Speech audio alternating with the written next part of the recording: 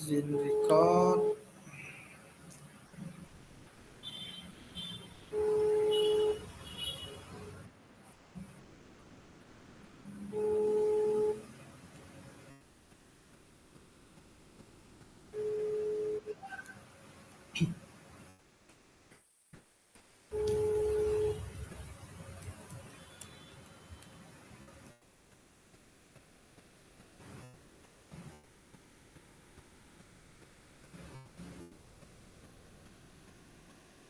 Ya, sudah tampil kakak-kakak. Halo, sudah tampil? Sudah, Pak, sudah, Aman. sudah. Langsung ya. Bismillahirrahmanirrahim. Assalamualaikum warahmatullahi wabarakatuh. Salam dan bahagia. Salam damai sejahtera, Om Swastiastu, Namo Buddhaya, salam kebajikan, Rahayu. Kakak-kakak, mengingatkan pada hari ini kita sudah memasuki modul 1.5. Selalu mengingatkan kesepakatan bersama kita dari awal sampai hari ini. Yang pertama, menyalakan kamera, kedua, mematikan mikrofon, ketiga, hadir seutuhnya, keempat, menghargai waktu bersama, kelima, memaksimalkan fitur chat, keenam, raise hand sebelum bertanya, yang terakhir, gangguan teknis hal yang wajar. Bapak Ibu, tujuan dari sesi kita hari ini adalah peserta dapat memahami tiga karakteristik utama kurikulum Merdeka serta keterkaitannya dengan prinsip pemikiran Ki Hajar Dewantara. Peserta mampu memahami mengembangkan kurikulum PJOK. Yang ketiga, peserta mampu memahami menyusun program PJOK yang berkualitas dengan backward design.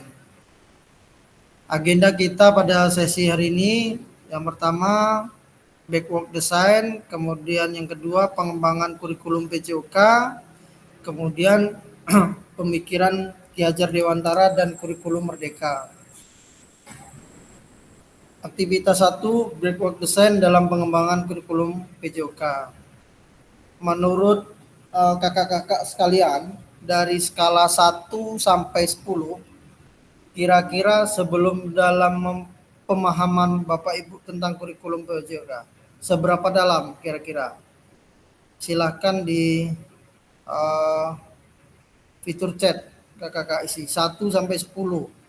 Mau 5, mau 4, mau 6, mau 5, silahkan di fitur chat.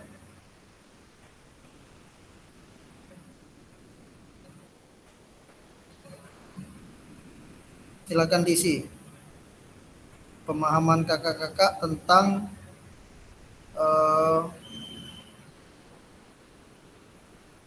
kurikulum PJOK.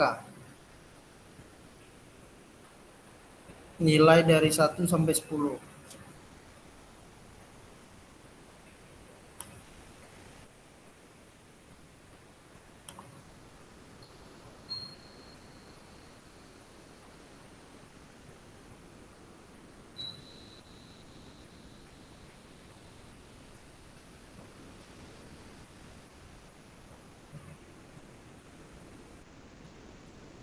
Oke, Kak Eka 8. Yang lain silakan.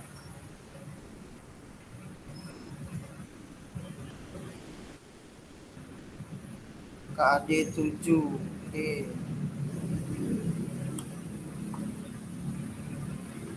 Silakan yang lain yang belum.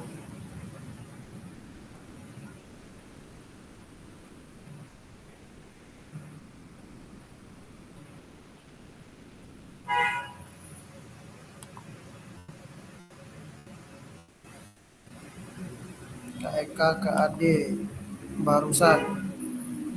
Kak Nova, Kak Sevi, silakan, nggak apa-apa. Pemahaman kakak-kakak tentang kurikulum PJOK ini. Kak Ari,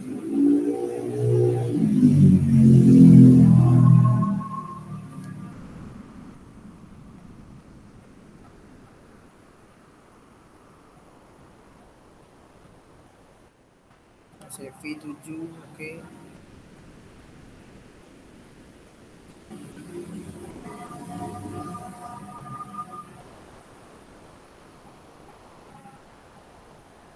Arinam.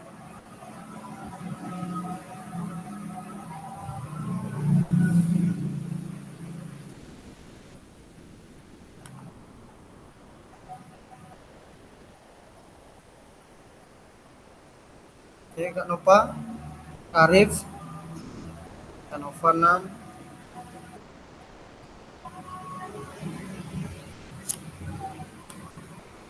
Oke, Kak Nova 6.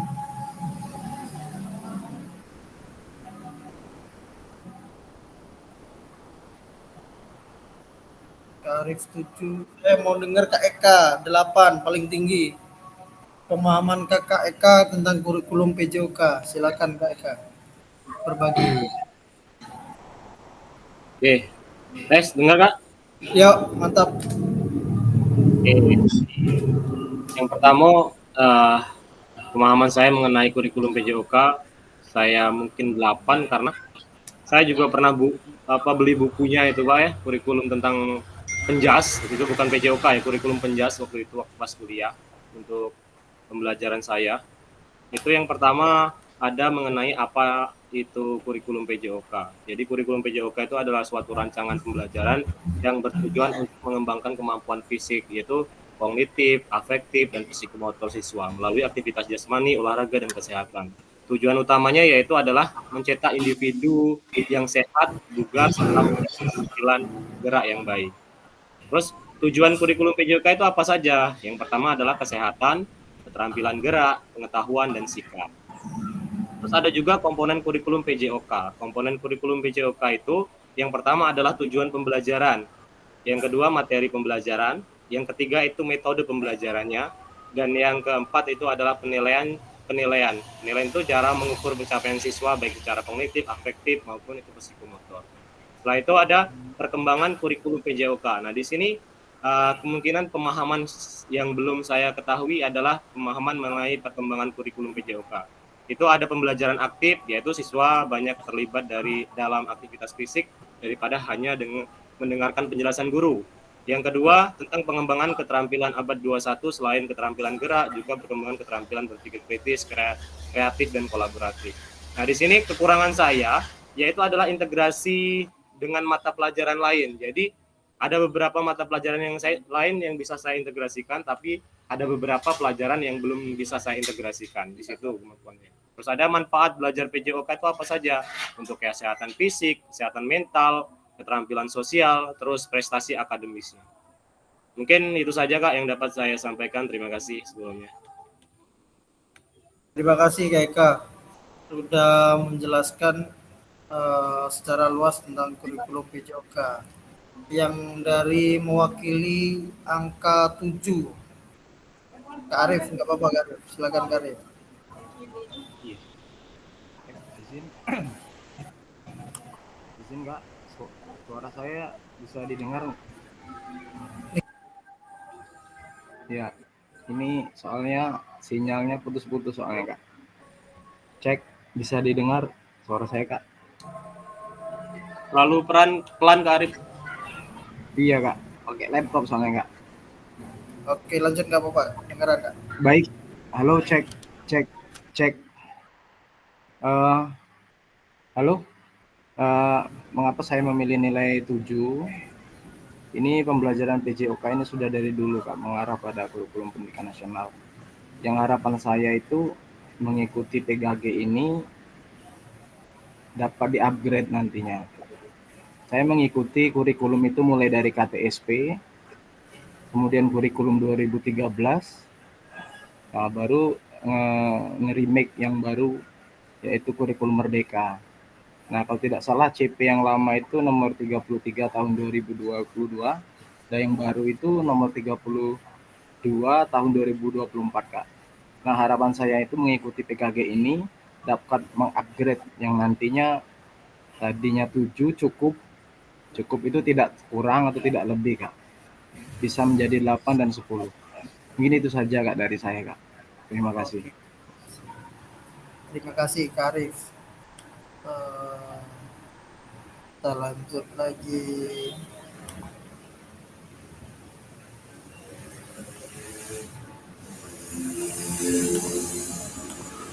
Oke, kurikulum PJOK itu kurikulum yang bertujuan untuk membentuk siswa atau peserta didik kita itu sehat, aktif bergerak, dan memiliki keterampilan motorik yang baik, sesuai yang disampaikan oleh Kak Eka tadi. Kemudian tujuan pembelajaran PJOK itu mengembangkan tadi dari kesehatan fisik, aktif bergeraknya, keterampilan motorik, nilai-nilainya. Nilai itu ada nilai sosial dan nilai-nilai dan yang lainnya. Kemudian yang paling penting adalah di pembelajaran Ki Hajar Dewantara ini adalah pembentukan karakter. Karena guru PJOK ini yang paling dekat dengan peserta didik. Kemudian dalam aktivitas kita kegiatan PJOK itu ada aktivitas fisik, aktivitas kesehatan, kemudian gerak motorik yang biasa kita laksanakan di pembelajaran PJOK. Tentang metode pembelajaran itu ada banyak, ada pendekatan yang bervariasi, kemudian pembelajaran langsung berbasis permainan, pembelajaran berbasis pengalaman, berbasis cerita, drama, itu yang terkandung dalam pembelajaran PJOK sesuai yang disampaikan oleh Kak Eka tadi sama Kak Arif. Kita lanjut di slide selanjutnya.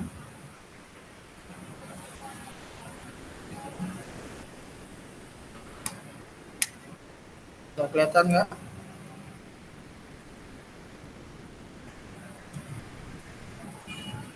Ini pakai laptop yang satunya agak melek. Nah, apa tujuan dari adanya pelajaran PJOK di sekolah? Kira-kira kakak bantu jawab. Di sekolah kakak ini tujuan adanya pelajaran PJOK ini apa? Menurut kakak nih penting nggak PJOK ini? Silakan yang mau bantu jawab. Gak apa-apa, buka mic.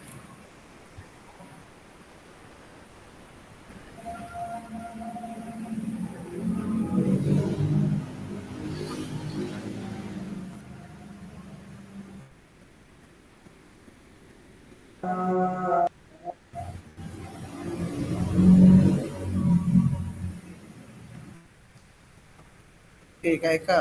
Silakan Kak Eka. Oke, Les, dengar Kak? Siap. Oke, tujuan pembelajaran PJOK di sekolahan. Apa sih penting apa tidak ya? Menurut saya penting itu Kak ya. Karena yang pertama, yang seperti saya jelaskan tadi, itu pertama mengembangkan kebugaran jasmani.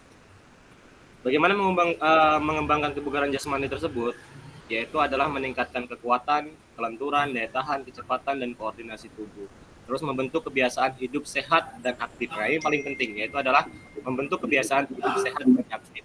Jadi itu dari poin mengembangkan kebugaran jasmani. Yang kedua itu adalah meningkatkan keterampilan gerak. Bagaimana meningkatkan keterampilan gerak itu? Yang pertama adalah menguasai berbagai keterampilan gerak dasar dan spesifik untuk olahraga. Yang kedua adalah meningkatkan kemampuan dalam melakukan aktivitas fisik. Adapun yang ketiga adalah mengembangkan kognitif. Jadi memahami prinsip-prinsip latihan fisik dan kesehatan. Yang kedua adalah mampu mengambil keputusan yang tepat dalam aktivitas fisik. Yang ketiga, membentuk karakter. Jadi PJOK ini bisa membentuk karakter yang biasanya adalah menumbuhkan sikap sportivitas. Dalam PJOK kan biasanya ada dijelaskan menumbuhkan sikap sportivitas, kerjasama, disiplin, dan tanggung jawab. Selain itu meningkatkan rasa percaya diri dan harga diri.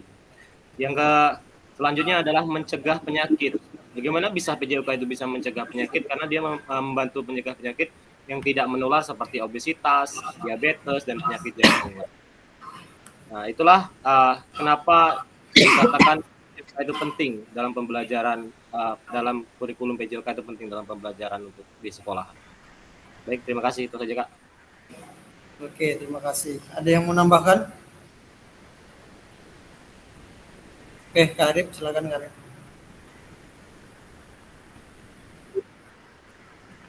Halo, cek. Ya, mantap Kak. Ya, terima kasih Kak. Saya cuma menambahkan ada tiga poin yang ingin saya tambahkan. Lalu cek tujuan pendidikan Ya. jasmani. Tujuan kurikulum pendidikan jasmani di sekolah itu mengembangkan kesadaran diri, arti pentingnya aktivitas jasmani, yang gaya hidupnya itu dapat diterapkan dalam kehidupan keseharian, ya. Mengembangkan pengetahuan dan keterampilan, kesejahteraan diri serta pola hidup, perilaku hidup yang sehat. Satu lagi, mengembangkan profil pelajar Pancasila yang beriman dan bertakwa kepada Tuhan Yang Maha Esa, kreatif, gotong royong, berkebinekaan global, bernalar kritis, dan mandiri melalui aktivitas jasmani. Terima kasih, Kak. Oke, terima kasih Kak. Jadi eh, sudah tercakup sama Kak Eka, kemudian sama Kak Arif.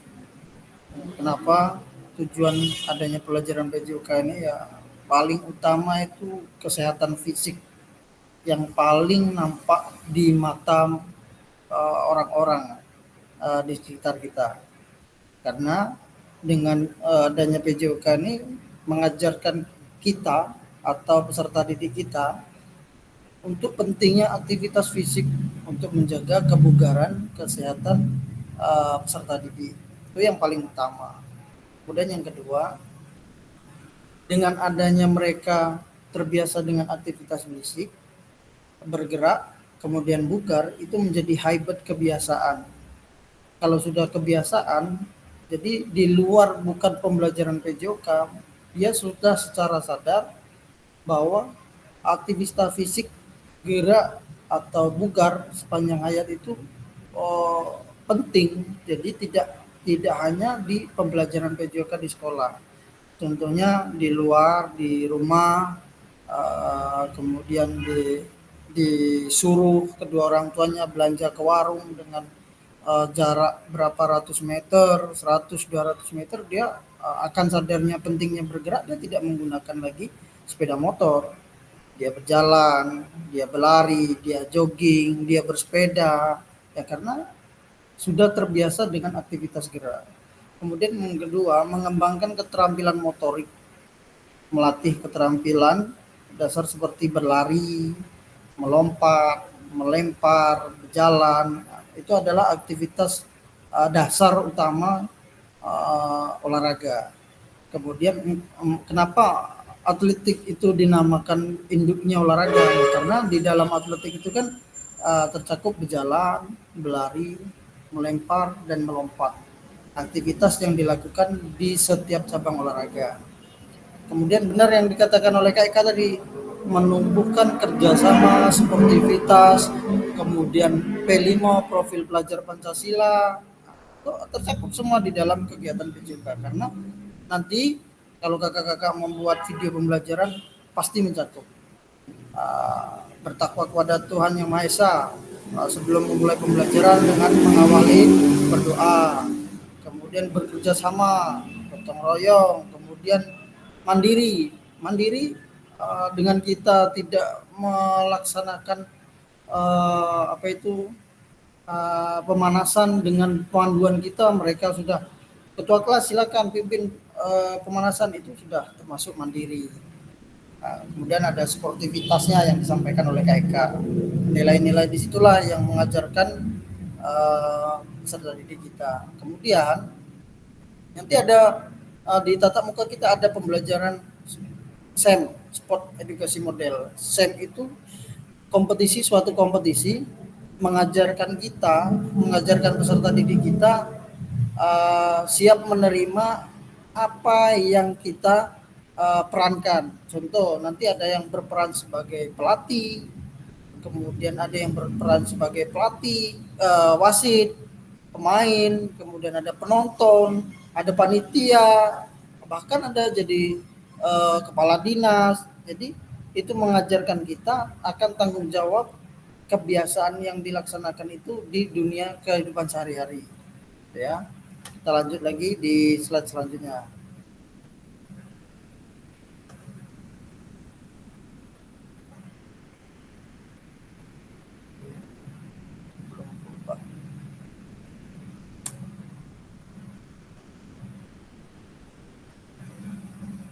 Nah, nih, menurut capaian pembelajaran PJOK Kurikulum Merdeka 2024, CP-nya itu pendidikan jasmani, kesehatan dan olahraga bertujuan sebagai pembelajaran bagi peserta didik dalam satu mengembangkan, menerapkan dan mengevaluasi keterampilan, konsep, strategi, gerak yang akan menjadi disposisi untuk berpartisipasi dalam berbagai aktivitas jasmani dengan penuh kepercayaan diri, kompetensi dan kreativitas. Yang kedua, membantu dan memberi dukungan mereka dalam memilih gaya hidup sehat dan aktif secara jasmani. Kemudian yang ketiga, membangun dan menerapkan keterampilan sosial dan emosional melalui konteks pembelajaran yang menekankan nilai-nilai fair play, kerja tim atau kerjasama, dan inklusivitas. Serta yang terakhir, menanamkan apresiasi dan mengembangkan sikap positif untuk aktif secara jasmani sepanjang hayat sebagai upaya peningkatan keseluruhan kualitas hidup. Ini CP PJOK Kurikulum Merdeka 2024. Lanjut.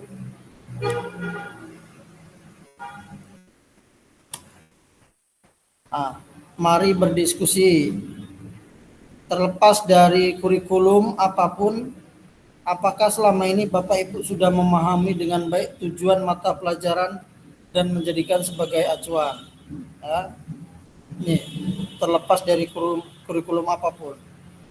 Kemudian dalam konteks kurikulum merdeka, apakah tujuan-tujuan ini bisa tercapai? Kemudian memahami tujuan utama umum penting sebagai acuan untuk memahami muara akhir pembelajaran. Untuk mencapai tujuan umum, pemerintah sudah menurunkannya ke dalam CP dan mempersilahkan guru atau satuan pendidik untuk menurunkannya lagi ke dalam TP. Jadi CP menjadi TP. Kemarin kalau kita mengikuti kegiatan KKG tentang berbagi praktik baik tentang RPP kemarin, kita sudah membahas ini CP ke TP. Kemudian slide selanjutnya, bagaimana memastikan agar pengajaran yang kita lakukan benar-benar menyasar tujuan pembelajaran? Karena seringkali pengajaran langsung fokus pada materi atau aktivitas apa yang harus dilakukan murid. Nah, menurut kakak-kakak, kadang-kadang kita mengajar itu tidak melihat dari tujuan pembelajaran, langsung ke materi, kemudian fokus kepada anak-anak bermain, tapi tujuan pembelajarannya tidak tercapai.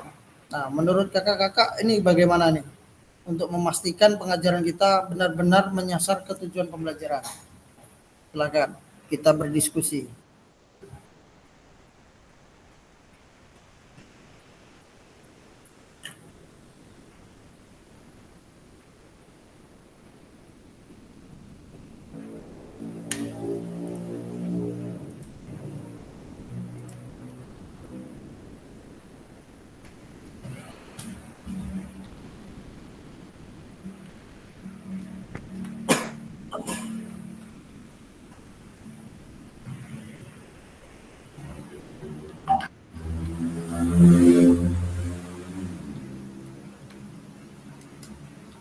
Silakan Eka.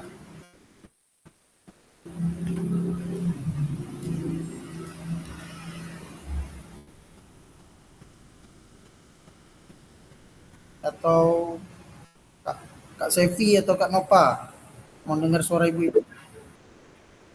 Oke, Kak Ade.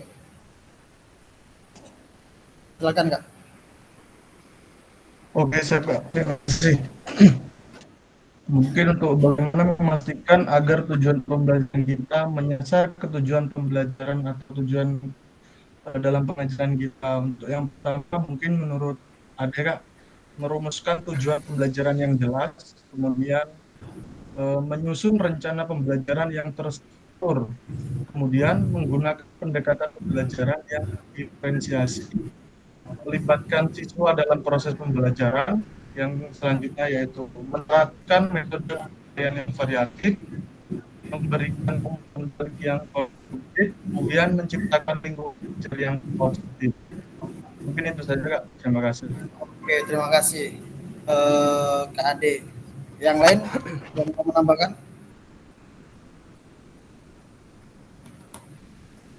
Berarti penting kita membuat RPP Kak Ade ya.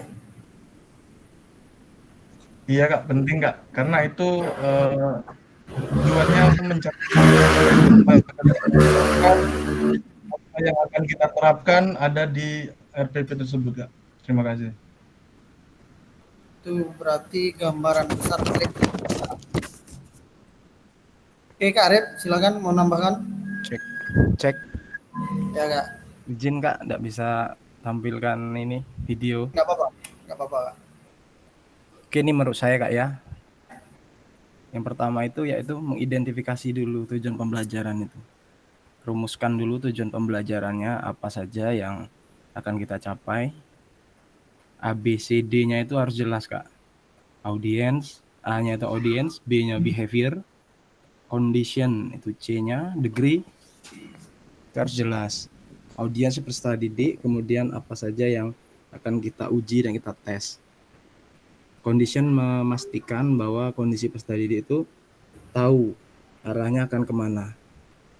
Nah, degree misalkan contohnya kita akan mempelajari tentang passing dalam permainan bola voli. Nah, itu kan ada tahapan gerak. Ini kalau SMA Kak ya, mohon izin.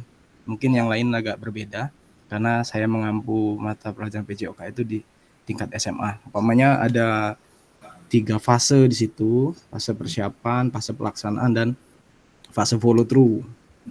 Nah, degree-nya harus jelas itu Kak, arahnya kemana, posisi tangannya gimana, kemudian posisi tubuhnya, posisi kakinya. Nah, dengan setelah itu ada tiga yang kita nilai, yaitu pertama itu dalam melakukan passing itu keterampilannya dia harus tahu, harus bisa menjelaskan keterampilannya. Umpamanya fase-fase itu dia bisa jelaskan. Nah, kemudian yang kedua itu setelah dia tahu tentang konsepnya, baru kita arahkan pada praktek. Nah, setelah praktek dia sudah bisa, baru kita kaitkan dengan afektifnya. Misalnya dapat menunjukkan kerjasama, kemudian keberanian dalam melakukan gerakan passing. Nah, setelah itu, setelah selesai, menentukan metode penilaian yang cocok. Apa saja metode penilaian yang cocok agar tujuan kita itu fokus, agar tujuan pembelajaran kita fokus dan semua yang kita ajarkan dapat berjalan dengan baik. Terima kasih, itu saja Kak yang bisa saya tambahkan. Oke, terima kasih Kak Arif, menangkap dari Kak Arif tadi yang pertama mengidentifikasi tujuan pembelajaran atau capaian pembelajaran yang ingin kita capai. Kemudian menentukan metode penilaian. Kemudian metode yang variatif, yang berbagai metode pengajaran yang kita gunakan seperti permainan, diskusi, demonstrasi, ceramah, agar siswa lebih tertarik dan terlibat aktif. Kemudian benar yang disampaikan ke Ade tadi, membuat rencana pembelajaran yang jelas, terstruktur, dari A sampai Z itu jelas arahnya kemana. Kemudian praktiknya yang konsisten, jangan tidak konsisten. Kemudian penilaian tadi yang disampaikan ke Arif barusan terakhir, umpan balik. Ya. Terima kasih Kak Ade dan Kak Arif. Kita lanjut.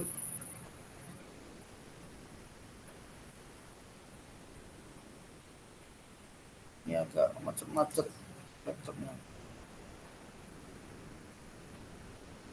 Nah, kita malam ini belajar backward design dalam pengembangan kurikulum secara umum melalui 3 tahap, sama yang disampaikan oleh Kak Arif barusan, tidak jauh dari apa yang disampaikan oleh beliau.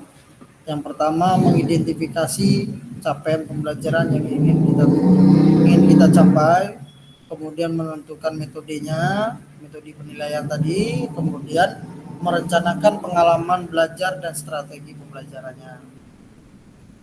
Lanjut, pesan kunci. Backward design merupakan proses sistematis yang memastikan kesesuaian kurikulum dengan capaian pembelajaran yang diinginkan. Backward design juga pada akhirnya membantu guru menyelaraskan antara tujuan, langkah pembelajaran dan penilaian. Itu pesan kuncinya. Nah, pada aktivitas yang kedua, kita menyusun program PJOK. Good. Kurikulum berbasis standar. Manakah yang benar definisi di bawah ini? Kurikulum merupakan seperangkat aktivitas untuk menguasai keterampilan atau buku teks peserta didik dapat dikatakan adalah suatu kurikulum. Benar tidak kira-kira, Kak? Salah. Salah, Kak. Oke. Kemudian yang selanjutnya, kurikulum adalah suatu standar yang mengetahui apa yang peserta didik harus pelajari meliputi keterampilan, pengetahuan, dan sikap. Benar. Oke. Benar, Kak. Tak muncul ini. Benar. Terima kasih. Kita lanjut ke slide selanjutnya. Nah, komponen kurikulum pada satuan pendidikan pelaksana kurikulum Merdeka itu yang satu, struktur kurikulum, kemudian ada capaian pembelajaran, yang ketiga pembelajaran dan asesmen, yang keempat penggunaan perangkat ajar, yang kelima kurikulum satuan pendidik. Ini biasanya semua ini ada jika kita mau akreditas sekolah. Semua ini muncul semua. Yang tadinya tidak ada menjadi ada. Benar Kak Eka, benar Kak Arif? Ya, waktu kita mau Betul, Kak.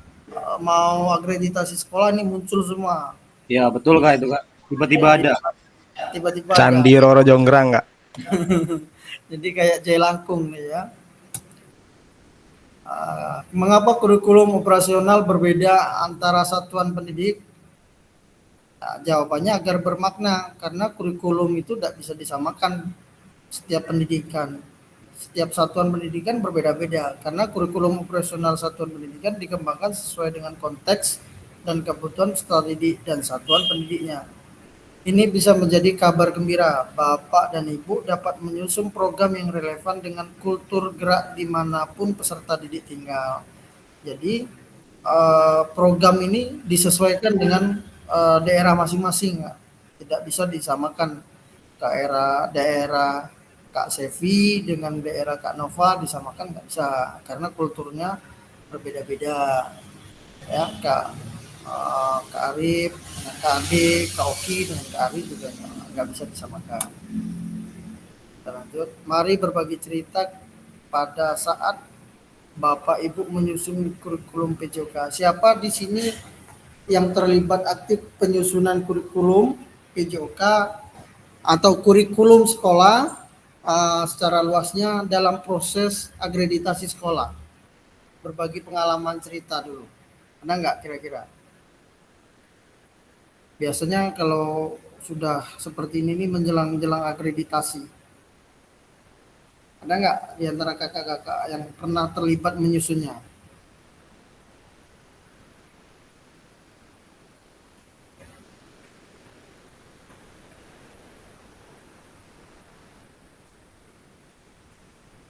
Nggak ada ini. Kak Eka pernah? Kak Ade pernah? Belum, Kak. Tahu Kak Ade? Belum pernah. Oke, kita lanjut. Berarti kita belum pernah menyusun kurikulum PJOK-nya. Kemudian bagaimana Bapak Ibu selama ini merancang program PJOK sebagai bagian dari pengembangan kurikulum mata pelajaran PJOK? Kemudian yang kedua, apa saja yang selama ini Bapak Ibu anggap menjadi suatu yang bernilai untuk dipelajari murid di kelas PJOK? Nah, Kira-kira pertanyaan kedua nih, silakan kakak bantu jawab. Berbagi pengalaman dengan murid. Silakan yang mau bantu jawab bisa raise hand.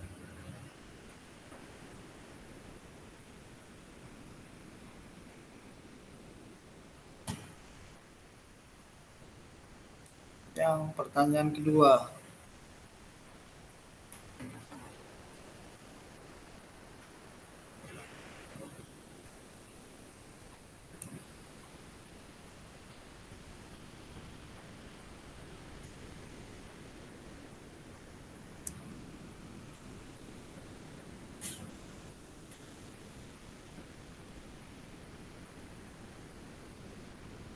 Kak Sevi bisa bantu jawab Kak Sevi? Mau dengar suara ibu-ibu nih.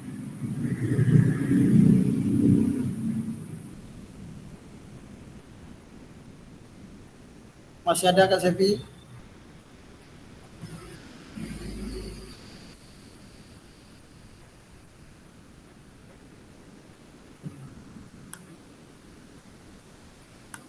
Baik Kak, izin menjawab. Oke. Apa saja yang selama ini Bapak dan Ibu anggap menjadi sesuatu yang bernilai untuk dipelajari murid di kelas PJOK? Di sini yang dipelajari dalam yang bernilai pada PJOK itu siswa dapat memahami gerak. Saya sebagai mengajar ini dulu Kak ya, murid kelas 8 dan kelas 9 itu terkhususnya di SMP, yaitu yang sangat bernilai siswa dapat mempelajari gerak spesifik, variasi, atau kombinasi Pak, dalam pembelajaran PJOK. Yang mananya tadi mereka tidak memahami gerak-gerak tersebut, jadi memahami. Baik, mungkin itu saja Kak. Terima kasih. Oke, terima kasih Kak Sevi. Atau yang lainnya mau menambahkan dari jawaban Kak Sevi kira-kira? Oke. Baik Kak, silakan. Oke, mungkin menambahkan Kak, itu yang bernilai dalam pembelajaran PJOK untuk siswa-siswi kita itu yang pertama adalah jelas kesehatan dan kebugaran Kak. Itu jelas sangat bernilai untuk anak. Terus yang kedua mengenai keterampilan motorik. Itu kalau dalam kami kelas, khususnya saya dari kelas 4 sampai kelas 6 itu ada dasar-dasar geraknya, terus keterampilan geraknya, sudah itu adalah kombinasi geraknya. Selain itu ada yang bermanfaat untuk yang bernilai untuk siswa itu adalah kognitifnya. Bagaimana pemahaman aturan, strategi yang kita ajarkan, terus pengambilan keputusan yang kita ajarkan juga itu termasuk yang bernilai, sangat bernilai untuk anak. Selain itu untuk nilai afektifnya jelas itu yang tadi saya jelaskan ada sportivitas, kerjasama, disiplin, dan percaya diri.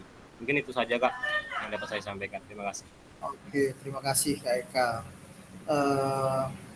Sudah saling melengkapi. Ada kebugaran tadi yang disampaikan oleh Kak Eka. Kemudian yang kedua ada gerak motorik sama yang disampaikan oleh Kak Sevi tadi, gerak pada peserta didik. Terima kasih Kak Sevi dan Kak Eka. Nah, berikut ada 6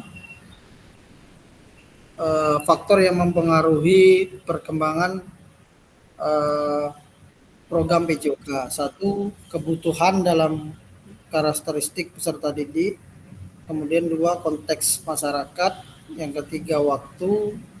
Yang keempat, alokasi jam pelajaran. Kemudian cakupan dan tahapan, dan terakhir teknologi. Nah, ini sudah masuk ke pembelajaran aktivitas 3. Karakteristik utama kurikulum merdeka dan artikulasi KHD dalam pendidikan nasional. Kira-kira tentang pemikiran Ki Hajar Dewantara tentang kurikulum merdeka ini nyambung enggak Kak? Kak, kurikulum merdeka ini kan kurikulum yang terbaru pada saat ini. Kemudian pemikiran Ki Hajar Dewantara ini kan sudah pemikiran yang lama.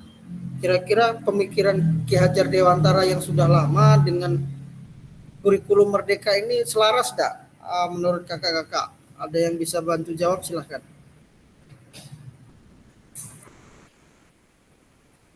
Keselarasan kurikulum KHD ini dan kurikulum Merdeka.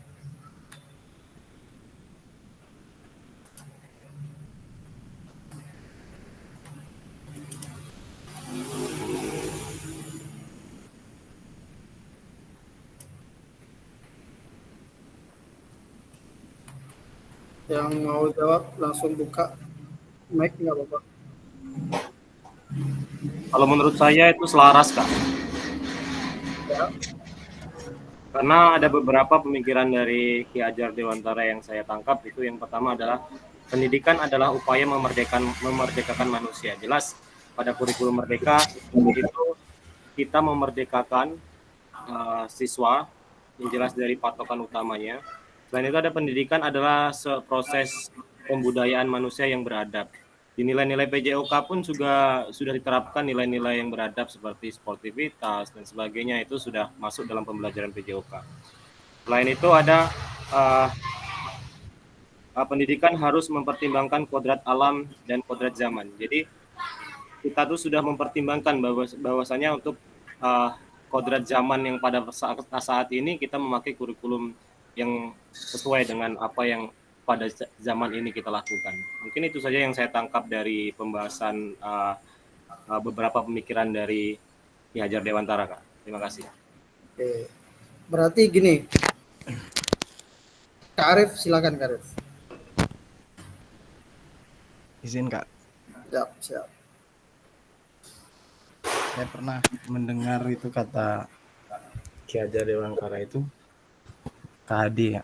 Ki Hajar Dewantara itu dalam kurikulum Merdeka itu katanya setiap anak itu bagaikan bintang yang berkilau katanya.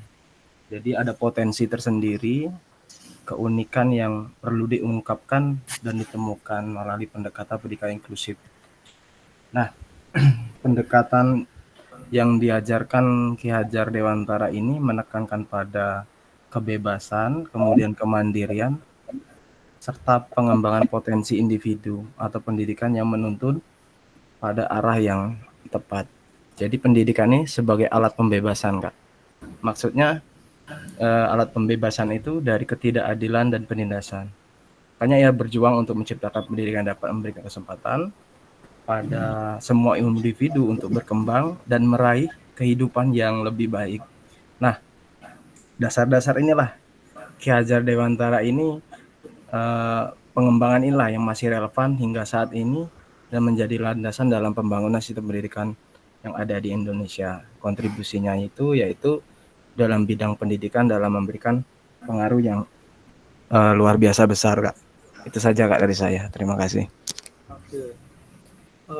Ki Hajar Dewantara ini dulu kita kenal sebagai Bapak Pendidikan, di mana beliau ini dengan pendidikan itu bisa membuat peserta didik kita ini keluar dari zona kebodohan, zona terpurukan bangsa kita, keterpurukan dari bangsa kita. Jadi Ki Hajar Dewantara ini kenapa dikenal dengan Bapak Pendidikan, karena perjuangan beliau tentang pendidikan luar biasa, pengorbanan beliau, kemudian tentang keselarasan kurikulum Merdeka dengan pemikiran Ki Hajar Dewantara. Makanya pada proses kurikulum Merdeka pada saat ini, kemudian program-program kurikulum ini ada CGP, kemudian PKG, semuanya mengacu ke pemikiran Ki Hajar Dewantara.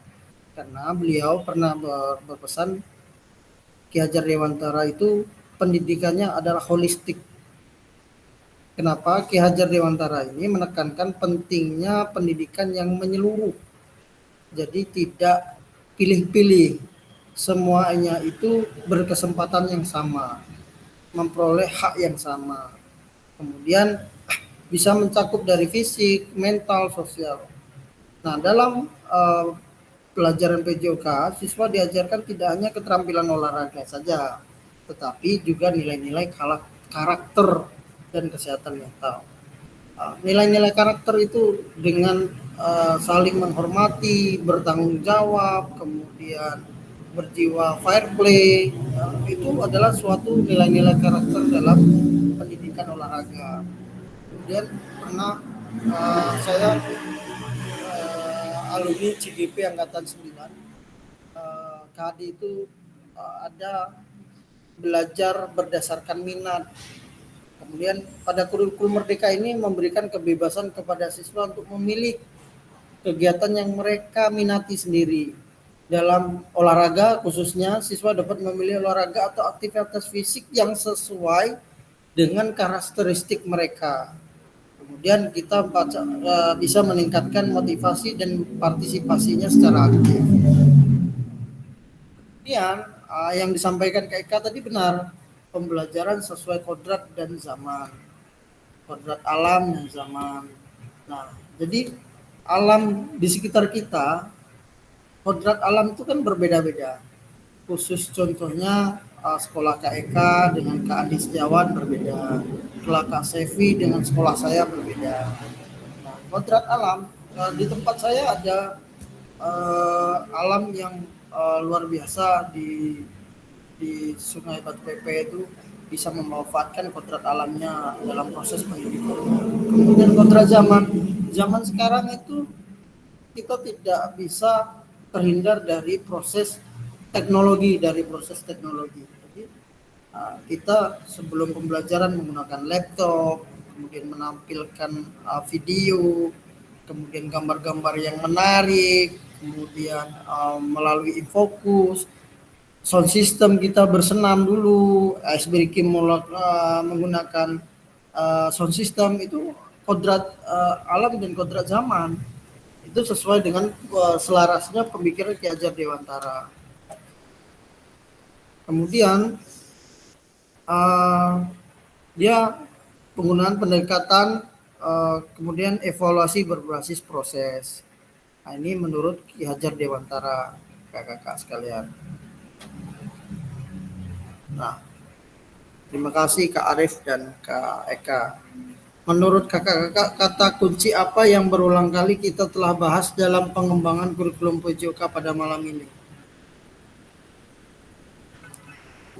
Yang sering kita ulang-ulangi tadi proses penyampaian kita barusan.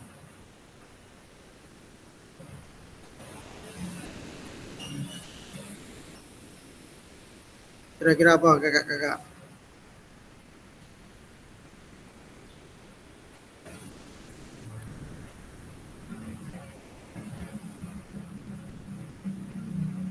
Menurut kakak-kakak, kata kunci apa yang berulang kali kita telah bahas dalam pengembangan kurikulum PJOK pada malam ini? Yaitu CP, capaian pembelajaran, tujuan pembelajaran. Sepakat tak kakak-kakak kira-kira? Sepakat Kak? Oke, sepakat. Terima kasih Kak. Kita lanjut. Apa yang telah kita bahas merupakan karakteristik kurikulum Merdeka, yaitu 1. Fokus pada materi esensial. Kedua, fokus ini bermuatan yang paling diperlukan untuk mengembangkan kompetensi dan karakter peserta didik. Yang kedua, pengembangan kompetensi dan karakter, di mana pengembangan kompetensi sosial, emosional, dan moral peserta didik. Terus yang ketiga, fleksibilitas pembelajaran kurikulum dapat disesuaikan dengan kebutuhan pengembangan kompetensi peserta didik, karakteristik satuan pendidik, dan konteks lingkungan sosial budaya setempat. Nah, mari kita berdiskusi pemikiran Ki Hajar Dewantara secara jauh dan mengaitkan dengan kurikulum Merdeka. Sudah disampaikan dengan Kak Eka barusan. Saya mau melihat kakak-kakak yang lain bisa bantu dijawab di kolom chat tentang pertanyaan ini. Pemikiran Ki Hajar Dewantara dan mengaitkan dengan kurikulum Merdeka. Kak Eka dan Kak Arif tidak perlu menjawab, nggak apa-apa. Yang lain silakan dijawab di kolom chat.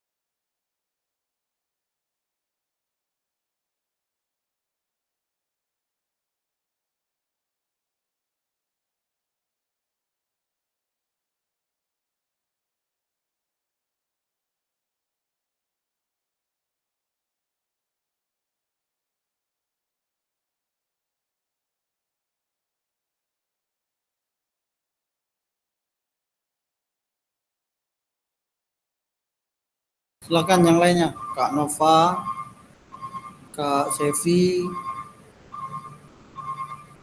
terkait dengan pertanyaan di layar.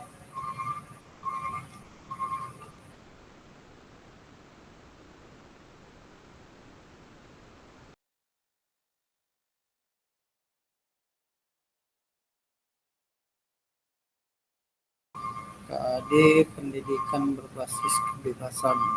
Oke.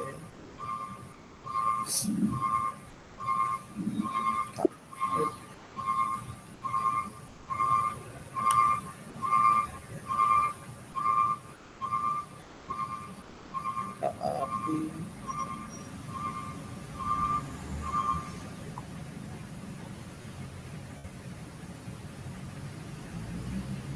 kurikulum merdeka memiliki hubungan yang erat dalam hal filosofi pendidikan, terutama dalam aspek yang menempatkan pendidikan sebagai pusat dari proses pembelajaran dan pengembangan potensi diri. Oke, terima kasih Kak Arif. Pendidikan untuk semua, pendidikan budaya, holistik karakter, kehidupan sebagai alat kebebasan. Oke, ibu-ibu nih mau dengar jawaban ibu-ibu, silakan ditulis Kak Sevi. Pendidikan untuk semua. Kak Nova.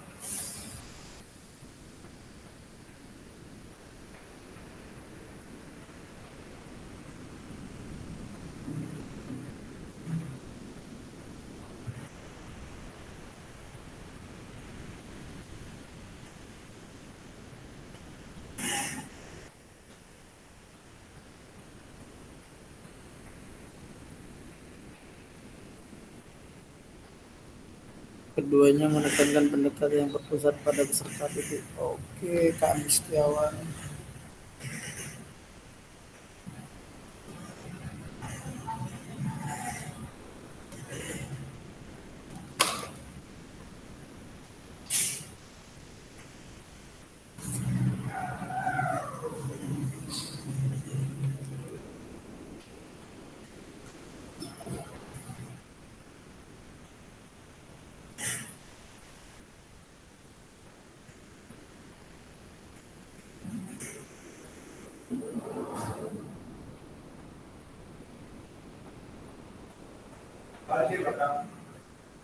Oh, lupa tadi itu.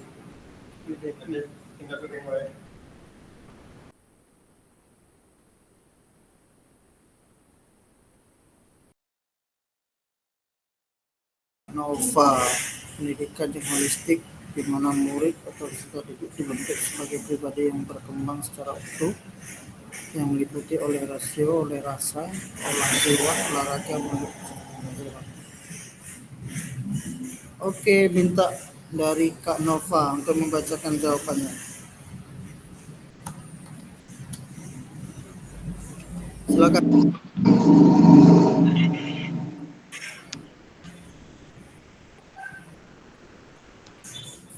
Ya, baiklah, saya akan membacakan hasil jawaban saya, yaitu pendidikan yang holistik di mana murid atau peserta didik dibentuk menjadi pribadi yang berkembang secara utuh, yang meliputi oleh rasio, oleh rasa, oleh jiwa, dan olahraga melalui proses pembelajaran. Terima kasih, Kak. Terima kasih kakak-kakak yang sudah menjawab di kolom chat. Kita lanjut ke slide selanjutnya.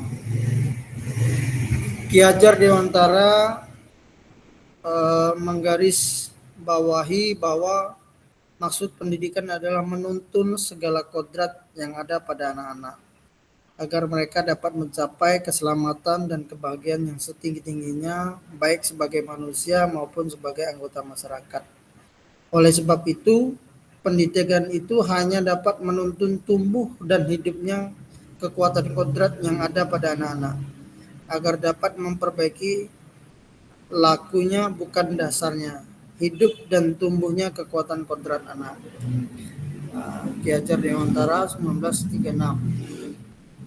Dan pada sesi akhir, peserta dapat memahami 3 karakteristik utama kurikulum merdeka serta keterkaitan dengan prinsip Ki Hajar Dewantara. kemudian peserta mampu memahami mengembangkan kurikulum PJOK, kemudian yang ketiga peserta mampu memahami penyusunan program PJOK yang berkualitas secara backward design. Nah, terima kasih. Nah, kakak-kakak sebelum menutup pada kegiatan kita hari ini, karena kita 2 JP nih pada sesi malam ini, kakak-kakak silakan mencari jawaban 3 karakteristik utama kurikulum Merdeka serta keterkaitan dengan prinsip pemikiran Ki Hajar Dewantara. Silakan nanti dijawab di Google Doc, saya bagi Google Doc-nya.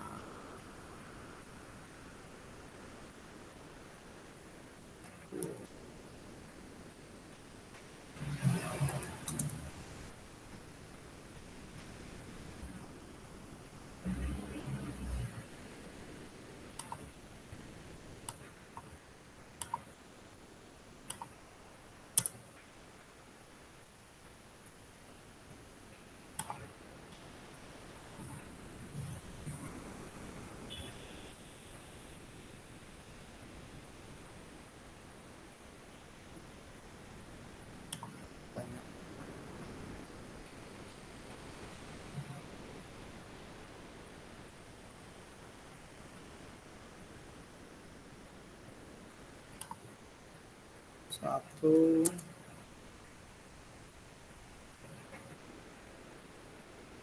tiga karakteristik utama kurikulum Merdeka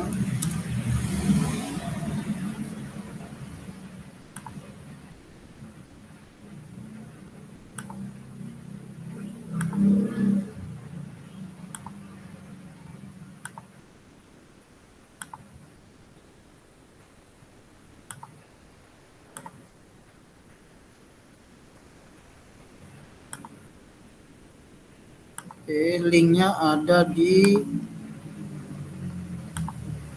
kolom chat. Jangan lupa buat nama dulu sebelum jawab.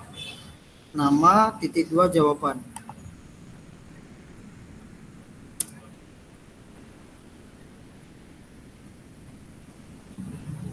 Silakan kunjungi kakak-kakak.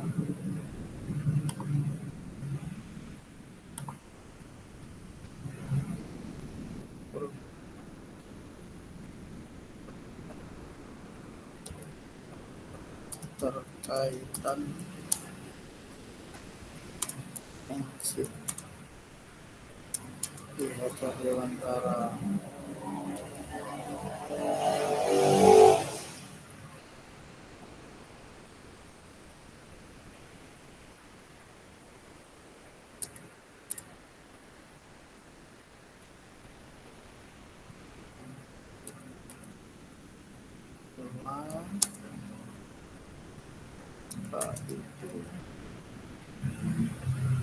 Kurikulum PJOK.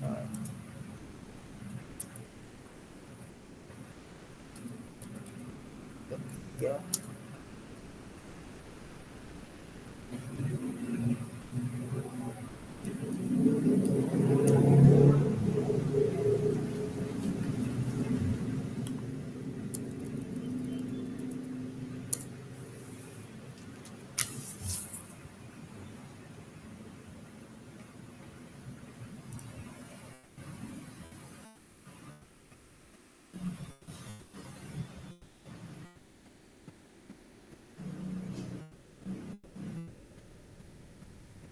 silakan jawab di link.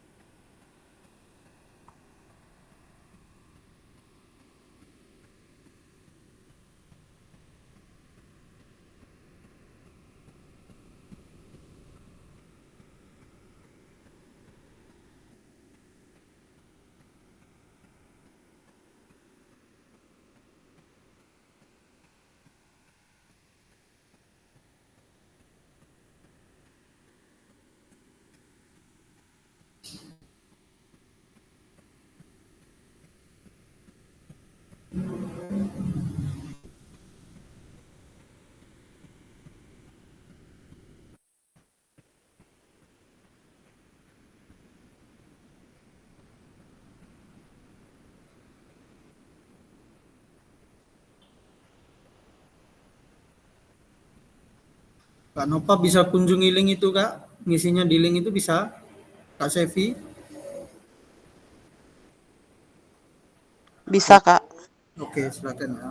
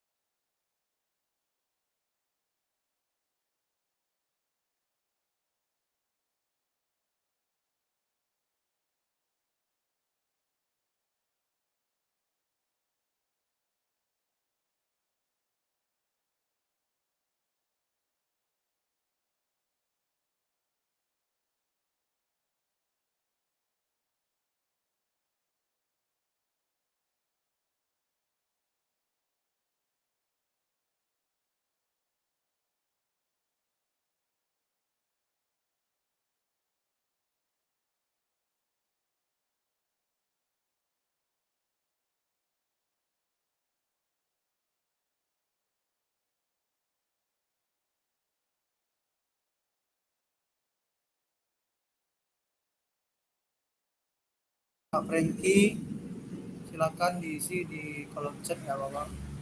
Kalau nggak bisa di link di kolom chat nggak masalah.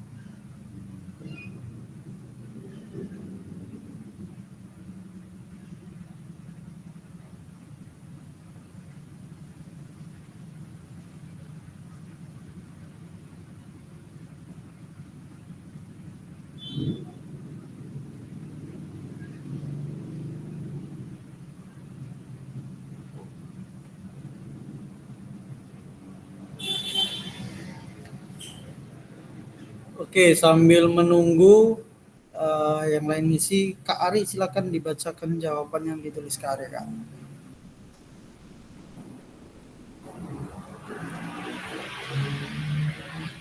Halo Kak Ari. Halo, Kak. Oke, silakan dibaca ya.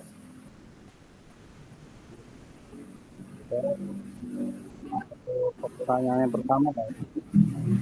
Ya, pertanyaan. Karakteristik kurikulum merdeka dan keterkaitan dengan prinsip pemikiran Ki Hajar Dewantara.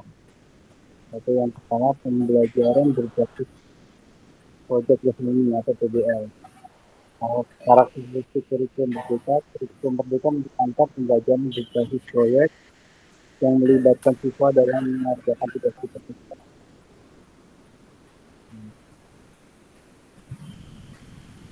Oke, silakan lanjut.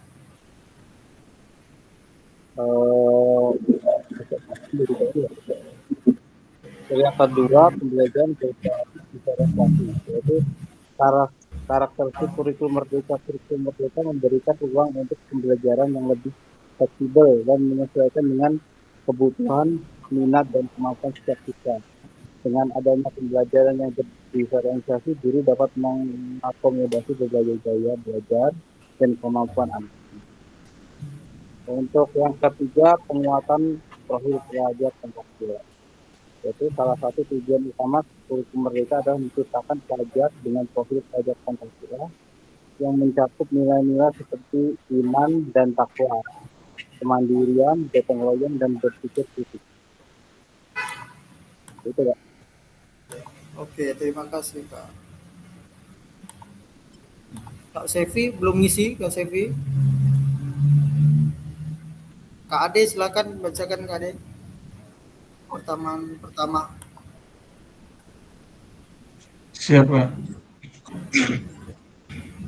Pertanyaan pertama yaitu 3 karakteristik utama kurikulum merdeka serta keterkaitan dengan prinsip Ki Hajar Dewantara. 3 karakteristik utama kurikulum merdeka dan keterkaitannya dengan prinsip Ki Haji Dewantara yakni fleksibilitas dalam pembelajaran, pendekatan berbasis proses pengalaman dan pengembangan karakter dan kompetensi sosial. Beliau menekankan pentingnya kebebasan dalam belajar, relevansi pendidikan dengan kehidupan sehari-hari, dan pengembangan karakter siswa. Dengan demikian, kurikulum merdeka tidak hanya berfungsi sebagai pedoman pembelajaran, tapi juga sebagai manifestasi dan nilai-nilai pendukung pendidikan yang diperjuangkan oleh Ki Hajar Dewantara. Apa itu kurikulum PJOK? Kurikulum PJOK yaitu rencana pembelajaran yang dirancang untuk mengembangkan aspek fisik, mental, dan sosial melalui berbagai aktivitas fisik dan nilai olahraga. Kurikulum ini bertujuan untuk membekali siswa dengan pengetahuan, keterampilan, dan sikap yang diperlukan untuk menjaga kesehatan dan kebugaran serta membangun karakter yang positif. Mungkin itu, Kak. Terima kasih. Oke, terima kasih. Kak Arif, tolong bacakan pertanyaan kedua Kak Arif.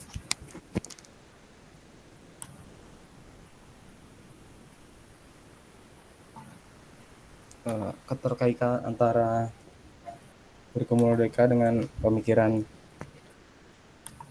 Ki Hajar Dewantara, Kak. Nah, ini menjadi kerangka dan struktur dasar yang memberikan fleksibilitas pada peserta didik dan satuan pendidikan untuk menyusun kurikulum tingkat satu pendidikannya secara kontekstual.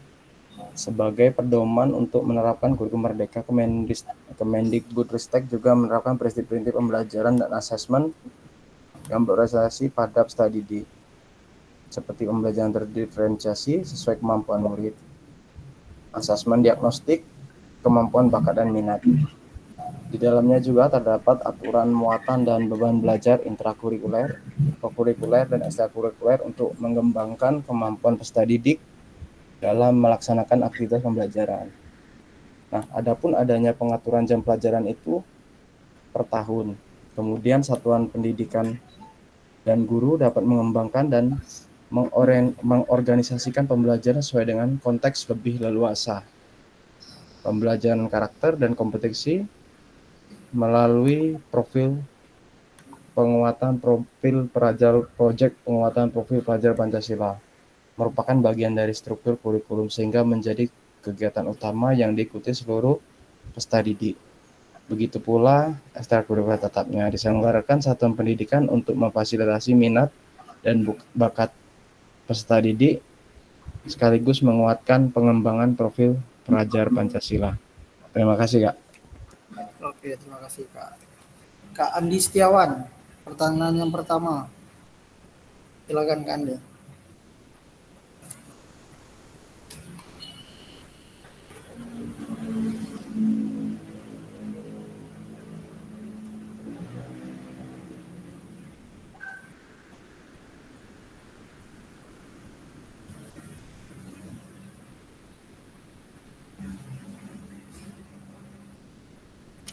Halo, Kak Andi Setiawan, ada suaranya?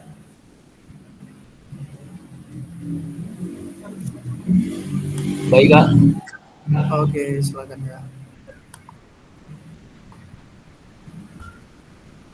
Untuk pertanyaan yang pertama, Ya. tiga karakteristik utama untuk kurikulum Merdeka serta terkaitan dengan prinsip Ki Hajar Dewantara. Untuk yang pertama yaitu fleksibilitas. Karakteristik pendekatan keduanya yang dimaksudkan yaitu dapat menyesuaikan situasi dan kondisi yang ada dan tetap menekankan pada peserta didik. Artinya fleksibel ini dapat berubah-ubah sesuai dengan situasi dan kondisi, jadi tidak monoton. Kemudian yang kedua yaitu karakteristik yang kedua yaitu kemandirian, mendorong siswa untuk bertanggung jawab atas pembelajaran mereka sendiri dan mengambil inisiatif. Artinya di sini siswa itu bukan dituntut tapi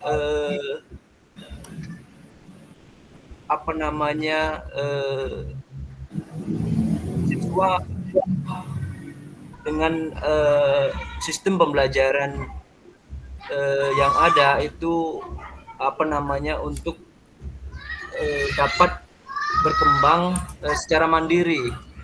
Kemudian yang ketiga yaitu mendorong siswa untuk bertanggung jawab atas pembelajaran mereka sendiri. Nomor 3 ini. Maaf Kak, untuk yang ketiga bukan itu.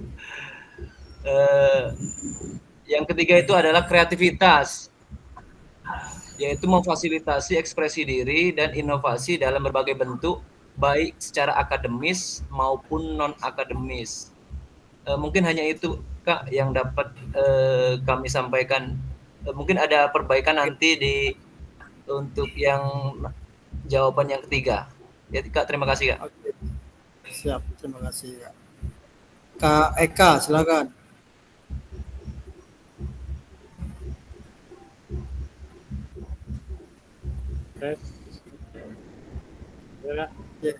Yes. Ya.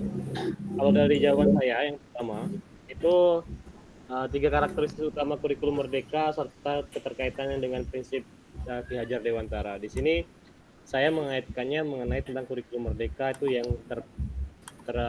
terpacu pada pembelajaran PJOK ya.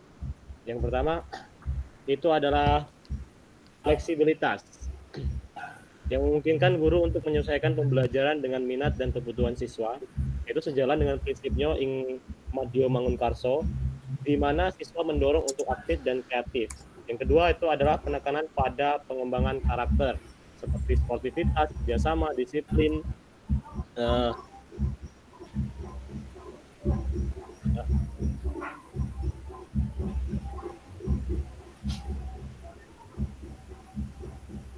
Lalu yang penekanan pada pengembangan karakter seperti sportivitas, kerjasama, disiplin, dan yang selaras dengan tujuan pendidikan Ki Hajar Dewantara yang membentuk manusia seutuhnya. Terus yang ketiga adalah pengalaman belajar yang bermakna.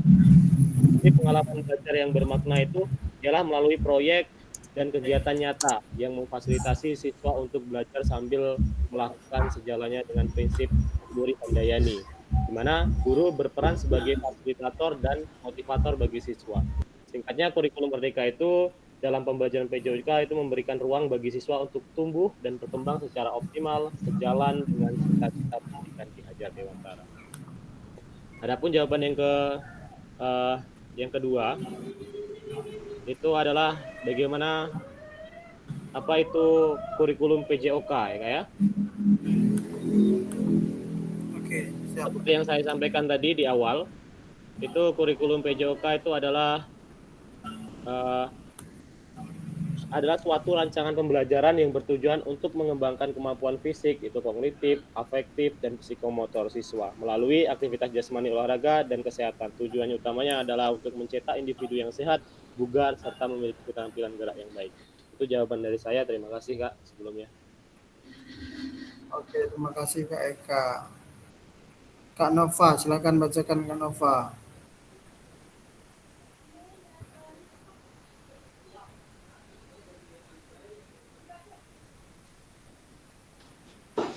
Baiklah, 3 karakteristik utama kurikulum Merdeka serta keterkaitannya dengan prinsip Ki Hajar Dewantara. Yaitu ketiga karakteristik utama kurikulum Merdeka di atas sejalan dengan pemikiran Ki Hajar Dewantara yang menempatkan siswa sebagai pusat pendidikan, menekankan pentingnya karakter, dan memberikan kebebasan bagi guru dan sekolah untuk inovasi. Dengan demikian, kurikulum Merdeka dapat dikatakan sebagai upaya untuk merevitalisasi pemikiran Ki Hajar Dewantara dalam konteks pendidikan abad ke-21.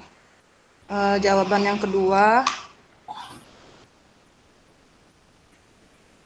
kurikulum PJOK atau Pendidikan Jasmani, Olahraga, dan Kesehatan secara singkat adalah sebuah rancangan pembelajaran bertujuan untuk mengembangkan kemampuan fisik karakter siswa melalui berbagai aktivitas fisik dan olahraga. Kurikulum ini tidak hanya fokus pada keterampilan motorik, tapi juga mencakup aspek kognitif seperti pemahaman permainan dan aspek afektif seperti sportivitas dan kerjasama. Dengan kata lain, PJOK bukan hanya tentang olahraga, tetapi juga tentang membentuk pribadi yang sehat, bugar, dan berkarakter. Terima kasih, Kak. Ya, terima kasih Kak Nova. Kak Ari, pertanyaan kedua, silakan.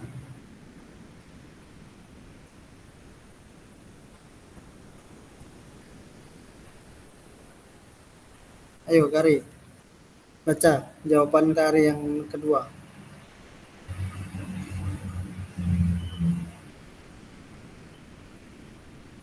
Mas Ari jawab, Mas Ari.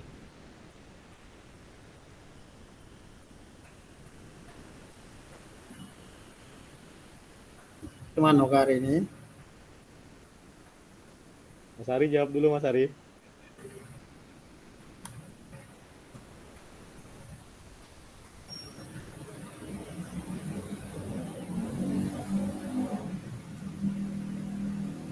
Kak Sevi sudah masuk, Kak Sevi? Belum ada ngetik nih.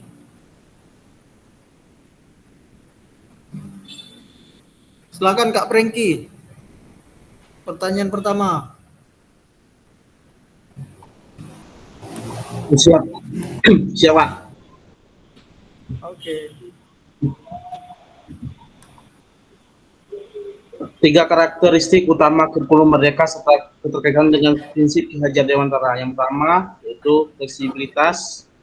Kurikulum Merdeka memberikan keleluasaan bagi satuan pendidikan untuk menyusun kurikulum sesuai dengan karakteristik daerah, potensi peserta didik, dan kebutuhan zaman.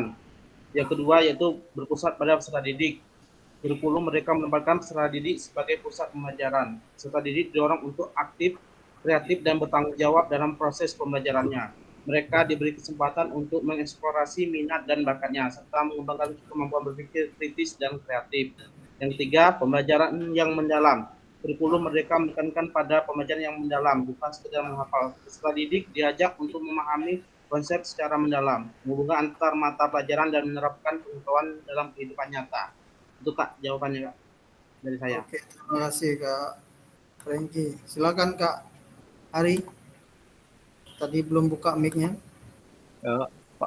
Untuk jawaban yang kedua Kak, kurikulum PJOK adalah bagian dari kurikulum nasional dan digunakan untuk mengembangkan kemampuan fisik, keterampilan gerak, kebugaran jasmani, kesehatan, serta sikap positif terhadap aktivitas fisik dan kesehatan.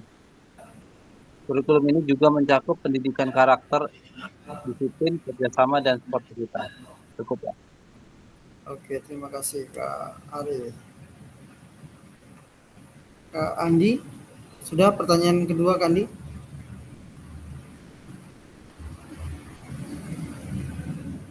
Kak Andi Setiawan.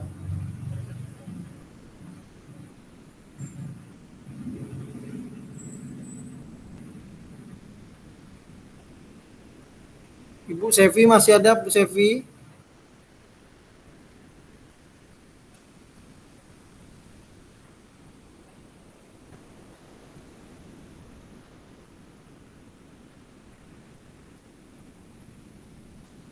Oke, terima kasih kakak-kakak. Ini sudah terjawab pertanyaan 1 dan pertanyaan kedua. Kita lanjut. Selalu mengingatkan kakak-kakak tagihan-tagihan tugasnya 1.1, 1.2, 1.3, kemudian 1.4, dan ini tagihan menambah lagi 1.5. Jadi kakak-kakak diingatkan kembali tagihan itu supaya tidak menumpuk. Kemudian pada aktivitas tatap muka di modul kedua tidak ada lagi yang mengumpulkan, tidak bisa lagi mengumpulkan tagihan modul-modul 1. Jadi tatap muka itu sudah selesai tagihan tugas 1.1 sampai 1.6. Nah, sebagai info, oke Kandi, sinyal. Sebagai info, nanti kita di tatap muka itu terbagi menjadi 2 lokasi. Lokasi yang pertama itu di SMK 1 di depan Tom. Lokasi yang satunya di SMK 3 di Jalan Pioner. Nah, nanti pembagiannya kita belum tahu itu kita termasuk di SMK 3 atau di SMK 1, belum ada info dari pihak PGP. Kemudian kita full tatap muka itu selama 1 minggu dari pagi sampai sore aktivitasnya. Nanti kita membedah modul 2.1 sampai 2.5. Kemudian mengingatkan kembali bahwasanya tagihan tugas 1.1, 1.2, 1.3, 1.4 dan 1.5 selesai di akhir 1.6. Jadi pas membedah modul 2 tatap muka tidak ada lagi proses pengumpulan modul 1.1, 1.2, 1.3 dan selanjutnya. Ingat-ingat kawan, kakak-kakak,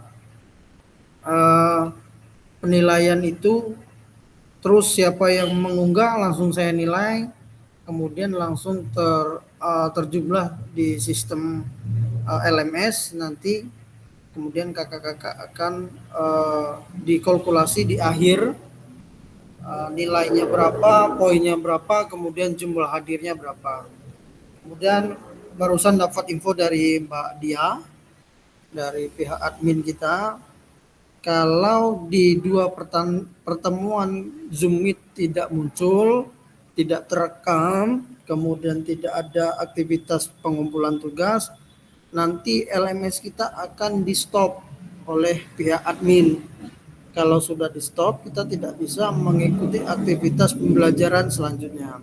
Ngumpul tugas kita terkunci, kemudian di modul 2 otomatis kita ada proses pemunduran diri. Saya berharap kakak-kakak tetap kompak selalu di kelas 7 ini, jangan ada yang mundur. Jika ada kendala kakak-kakak terkait proses pembelajaran kita selama ini, bisa dikomunikasikan di grup. Apa perlunya, kalau seumpama kakak-kakak perlu tatap muka lagi, kita tatap muka lagi, penyamaan persepsi sebelum kakak-kakak lanjut ke modul 2. Karena proses modul 2 ini kita banyak ke prakteknya. Belajar di kelas, praktek di luar, belajar di kelas, praktek di luar, kemudian belajar mind map, kemudian membedah modul 2 2.1 sampai 2.5 itu di tatap muka. Kemudian di terakhir modul 3 itu sudah hampir finish, kita cuman 2 kegiatan, hasil karya, kemudian yang terakhirnya refleksi akhir di modul 3. Itu agak mudah di modul 3. Kemudian mengingatkan kembali video yang 30 menit proses pembelajaran, jangan lupa rekaman video pembelajaran selama 30 menit. Mengingatkan kembali, mau proses pembelajarannya bagaimana itu terserah dengan kakak-kakak, strateginya mau bagaimana itu terserah kakak-kakak. Untuk merekodnya, merekamnya boleh saling membantu kawan yang lainnya sebagai perekam, atau bisa menggunakan alat bantu HP yang bisa kita gunakan untuk rekaman. Proses 30 menit tidak ada editing. Yang penting saya ingin 30 menit ini ada pendahuluan, inti, dan penutup. Tercakup 3 itu. Mau sebentar, mau bentar karena pembuatan video ini sangat berguna pada proses bedah modul 2. Tatap muka nanti kita membedah video-video kita. Video yang kita rekam, kita evaluasi sendiri, kita nilai sendiri, nanti ada sejenis kuesioner dan angka-angka nilai untuk video pembelajaran kita. Cukup sekian kakak-kakak, mengingatkan kembali tugasnya itu. Yang paling penting tugas modul 1 diselesaikan. Saya ingatkan terus di grup. Kalau ada kendala bisa WA Kak Eka sebagai ketua kelas. Nanti kalau bisa diselesaikan lewat Kak Eka, silakan diselesaikan bersama dengan kakak-kakak. Ya, nanti bisa japri saya. Terima kasih kakak-kakak. Modul 1.5 ini semoga bermanfaat. Tetap jaga kesehatan, kompak selalu, jangan ada yang keluar. Pesan dari Kepala BGP dan Ibu Sekdin, karena kemarin barusan saya dipanggil oleh Ibu Sekdin terkait kegiatan PKG ini sudah sejauh mana, kawan-kawan yang mengundurkan diri siapa saja, dia menginventaris, bahkan kepala sekolahnya ada yang beberapa yang ditelepon. Cukup sekian, kira-kira kakak ada yang ditanyakan? Tutup. Oke, Kak Ade, silakan. Izin Kak, bertanya mengenai tatap muka itu posisinya nanti di mana? Apakah di Linggau ataupun di mana? Itu gimana itu Kak? Karena posisinya kan ini terpanggil PPG, jadi takutnya nanti tabrakan kegiatan atau gimana itu Kak? Oke. Kak Ade masuk PPG piloting berapa? 2 apa 3? Masuk PPG piloting 3 Kak. Piloting 3, jadwal UP PPG-nya kapan? Bentar Kak, sekitar bulan 11 atau 12 kayaknya Kak. 11, kan aman. Jadi proses tatap muka kita itu pada tanggal 10 sampai 19. Kalau adalah 11 atau 19. Kemudian tatap mukanya kita di Lubuk Linggau. Itu tadi tempatnya ada 2, satu di SMK 1, yang satunya ada di SMK 3. Karena 13 kita sampai tanggal 19 Kak. 13 sampai 19, 1 minggu. Kemudian kita tidak tahu kita diperoleh di mana, ditugaskannya di mana. Kalau di SMK 3 kita ke sana, kalau di SMK tuh Kak Ade. Ada yang lain kira-kira? Terima kasih Kak. Kak Eka, silakan. Kayaknya bertumburan dengan kegiatan kami ya, Kak. Apa itu? PPG tadi, Kak. PPG? Iya. Piloting berapa? Piloting 2. Oh, piloting 2 di bulan Oktober ya. Nanti itu jadwalnya di print Kak Eka, di print. Kemudian kalau kedapatan jadwalnya siang, Kak Eka datang pagi-pagi menemui pihak panitia membawa print jadwal pelaksanaan Kakak UP. Nanti pasti ada jalan keluarnya lah, atau dikasih keringanan untuk kakak-kakak yang jadwalnya bertabrakan dengan UP. Apa Kak? Boleh bawa anak dak? Katanya ngasuh Kak. Bisa diatur itu. Bawa bini tidak apa-apa Kak. Ya bini aku datang deh pasti deh. Ada yang lain? Kari, cukup? Kari ada rokok Kari? Oke, Kandi cukup? Kalau sudah cukup, kita foto dulu. Silakan buka kameranya masing-masing. Kak Franky, buka kamera. Kamera aku rusak pula ini. Kenapa nggak muncul? Mas Ari lo ngantukan ngono lo. Koyo nyabu lo. 1, 2, 3.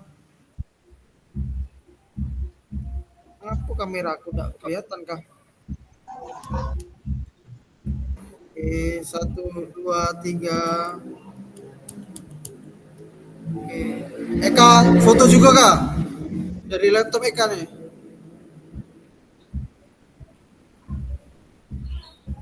Satu, 2, 3. Oke, terima kasih kakak-kakak. Saya akhiri. Wassalamualaikum warahmatullahi wabarakatuh. Waalaikumsalam warahmatullahi wabarakatuh.